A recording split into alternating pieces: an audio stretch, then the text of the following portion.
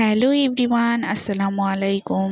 কেমন আছেন সবাই? বলতে না বলতে চলে এলাম আপনাদের সাথে আমার আরেকটি ব্লগ শেয়ার করার জন্য। আর এটা হচ্ছে আমার কলকাতা ট্রাভেলের একটা ছোট্ট ব্লগ। আর এটাতে আমি এসেছি ভিক্টোরিয়া মেমোরিয়ালে। যারা কলকাতা ভ্রমণ করতে আসেন তারা কম বেশি সবাই এখানে ভ্রমণের জন্য আসেন। আর আমরাও ঠিক তেমন একটা শর্ট টাইমের জন্য চলে এলাম ভিক্টোরিয়া মেমোরিয়ালসে ঘোরাঘুরি করতে। তো এখানে আসতে আমাদের হোটেল থেকে ভিক্টোরিয়া মেমোরিয়াল পর্যন্ত 150 রুপি ছিল ট্যাক্সি ভাড়া। আর এখানে এসেই দেখলাম লম্বা একটা লাইন লেগে আছে। আর এখানকার স্থানীয় মানুষরাও কম বেশি ছুটির টাইমে এখানেই ঘুরতে বা বেড়াতে আসেন। আর আমাদের মতো যারা অন্য দেশের বা অন্য কান্ট্রির আছে তারাও আসেন। তো এখানে টিকিটের ডিটেলসটা আপনাদেরকে বলে দিচ্ছি।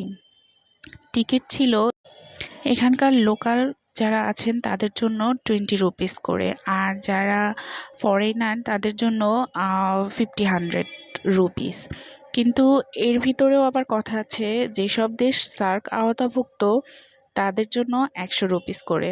তো যেহেতু আমরা ছিলাম বাংলাদেশি আর বাংলাদেশ হচ্ছে সার্ক আওতাভুক্ত, তো সেহেতু আমাদের 100 টাকা করে পার পারসন টিকিট পড়েছিল।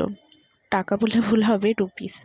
তো এরপরে আমরা ঘোরাঘুরি করতে চলে গেলাম ভিতরে। ভিতরের জায়গাটা খুব সুন্দর ছিল। আমরা বিভিন্নভাবে বিভিন্নজন বসে ছবি তুলছিলাম। আর এখানে যে লাইন দেখছেন ভিতরে ঢোকার জন্য, এই লাইনে ঢুকতেই সবাই বলবে camera off, camera off, but ভিতরে হিউজ পরিমাণে ক্যামেরা ইউজ হচ্ছে। আর এটা ছিল বাহিরের টুকটাক ভিডিও। এরপরে আমরা আস্তে ধীরে চলে যাই ভিতরের দিকে। তো ভিতরে গিয়ে বাকিটা আপনাদের সাথে অন্য একটি ব্লগে শেয়ার করব।